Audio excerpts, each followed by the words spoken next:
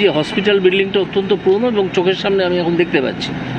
শোনা যাচ্ছে এখানে ইনটেক ক্যাপাসিটি মানে রাখার জন্য 300টা বেড আছে, কিন্তু এখানে সবসময় 600-র ওপর পেশেন্ট থাকেন, তো বাকি 300 জন মাটিতে থাকেন, স্ট্রেচারে শুয়ে থাকেন। কি ম্যাডাম স্ট্রেচারেই তো নাকি? স্ট্রেচারে আছে, ফ্লোরেও আছে, ঠিক আছে। তো এটা তো কাম্য নয়, সেই জন্য আমরা আজকে যে আলোচনা করলাম সেটা হচ্ছে আমি এনাদের কাছ থেকে একটা নোট চেয়েছি যে এনাদের একটা বড় বিল্ডিং, হসপিটাল বিল্ডিং, নতুন হসপিটাল বিল্ডিং খুব তাড়াতাড়ি তৈরি করা দরকার।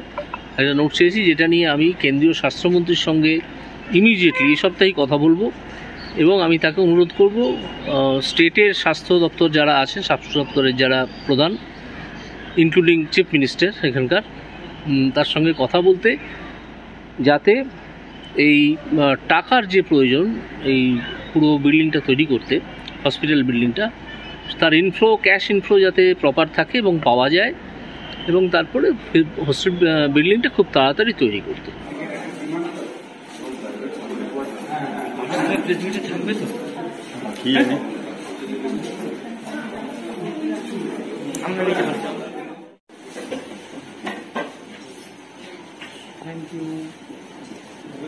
আমরা আজকে এখানে একটা সংক্ষিপ্ত মিটিং করেছি সব অফিসিয়ালদের সঙ্গে।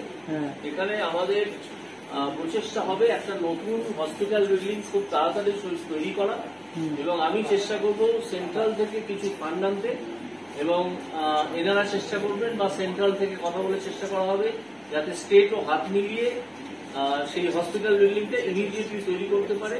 এখানে 330 জন মতো হসপিটালে বেড আছে, কিন্তু এখানে রোগী থাকে সবসময় প্রায় 600 জন, ফলে অর্ধেক রোগী মেঝেতে করে যাবে, যা শুনছি।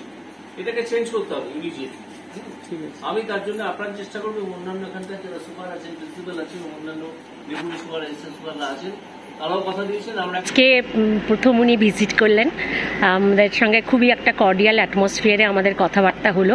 উনি জিজ্ঞেস করলেন আমাদের কি অসুবিধা আছে। সেখানে আমাদের প্রথম যেটা প্রবলেম আর কি, যে আমাদের একটা ভালো ইনডোর হসপিটাল দরকার, তো সেইটা উনি একটা প্রতিশ্রুতি দিলেন যে উনি কেন্দ্রীয় স্বাস্থ্য মন্ত্রকের সঙ্গে কথা বলবেন এই ব্যাপারে।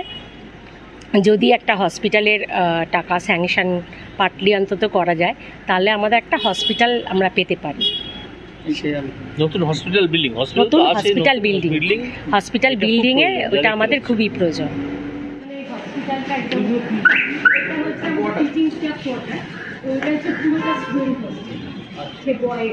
এদিকে আছে তোমার গার্লস হোস্টেল আর নার্সিং অ্যাকোমোডেশন আর নন টিচিং স্টাফ, আর এইটা হচ্ছে আমাদের জিমন্যাস্টিক্স একাডেমিক বিল্ডিং। ব্লক হয়ে গিয়েছে, তো এখন আমাদের মোটামুটিভাবে জল খুব তাড়াতাড়ি নেমে যাবে, কিন্তু ওটা তো একটু নিচু জায়গা।